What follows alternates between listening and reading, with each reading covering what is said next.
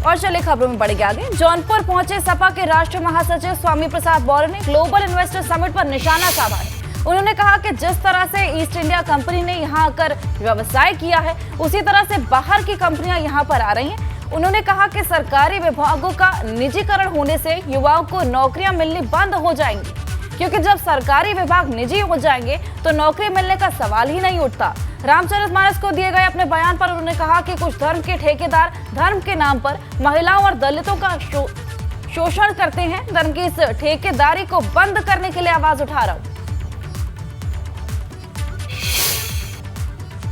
भाजपा सरकार east India company बन गई है।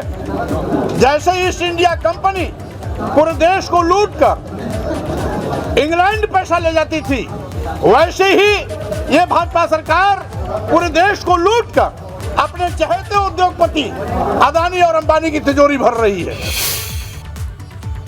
वहीं सपा विधायक राकेश प्रताप सिंह ने अपनी ही पार्टी के नेता स्वामी प्रसाद मौर्य के खिलाफ खोला मोर्चा। कहा, श्री राम के चरित्र पर टिप्पणी करने वाला ना तो सनातनी हो सकता है और ना ही समाजवादी हो सकता है, वो सिर्फ एक विक्षिप्त प्राणी हो सकता है। जब भी कोई राम के चरित्र पर या धर्म की आस्थाओं पर कुठाराघात करने का काम करेगा, मैं उसके विरोध में सबसे पहले सीना तानकर खड़ा हो जाऊंगा। जिस व्यक्ति ने ऐसा कहा, उस व्यक्ति को भगवान सद्बुद्धि दे। ये मेरा दुर्भाग्य है कि वो मेरे दल का नेता है और मेरे दल का प्रतिनिधित्व कर रहा है।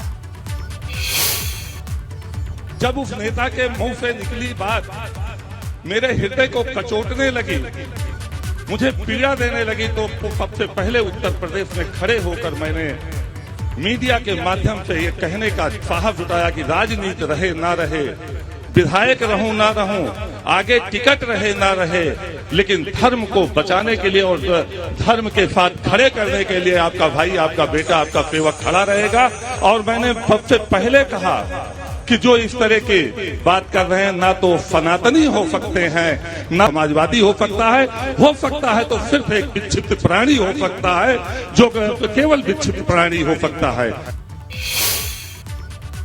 और खबर प्रयागराज से, यहाँ लोकसभा चुनाव को लेकर एक्शन में है समाजवादी पार्टी। चुनाव को लेकर रामगोपाल यादव ने कार्यकर्ताओं को निर्देश दिए हैं। लोकसभा चुनाव की तैयारियों में जुटने का निर्देश दिया है। रामगोपाल ने प्रयागराज में पार्टी कार्यकर्ताओं से उनमें जोश भरा। 2024 में सपा यूपी में नया इतिहास रचेगी, रामगोपाल वर्मा कहते हैं। प्रयागराज में एक शादी समारोह में शामिल हुए थे रामगोपाल यादव, जहां पर उन्होंने ये बयान दिया कि 2024 में सपा यूपी में नया इतिहास रचेगी।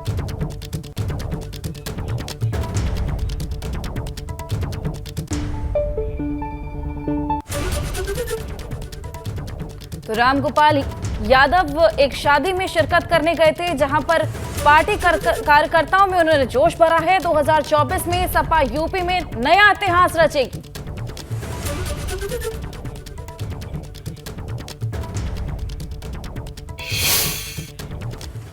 तो दूसरी ओर भाजपा अध्यक्ष ओपी राजभर ने जमीयत उलेमा हिंद के अध्यक्ष मौलाना महमूद मदनी को लेकर बड़ा बयान दिया है। ओपी राजभर ने कहा कि भारत पर जब भी आक्रमण हुआ मुगलों ने किया, उन्हें इतिहास पढ़ना चाहिए। साथ ही राजभर ने कहा कि आज शेख, सैयद, पठान और शिया भाजपा के साथ हैं। लखनऊ के लाखों मुसलमान भाजपा को वोट देते हैं। और इसके साथ ही ओपी राजभर ने सपा, बसपा, कांग्रेस पर मुस्लिमों को डराकर वोट लेने का आरोप लगाया।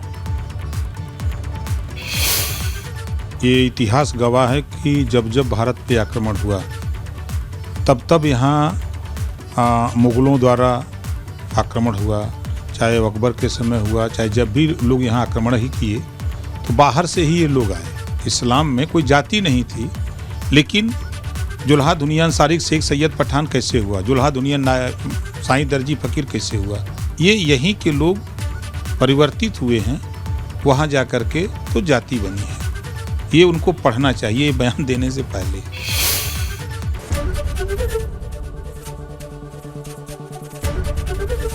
एबीपी गंगा, खबर आपकी, जुबान आपकी।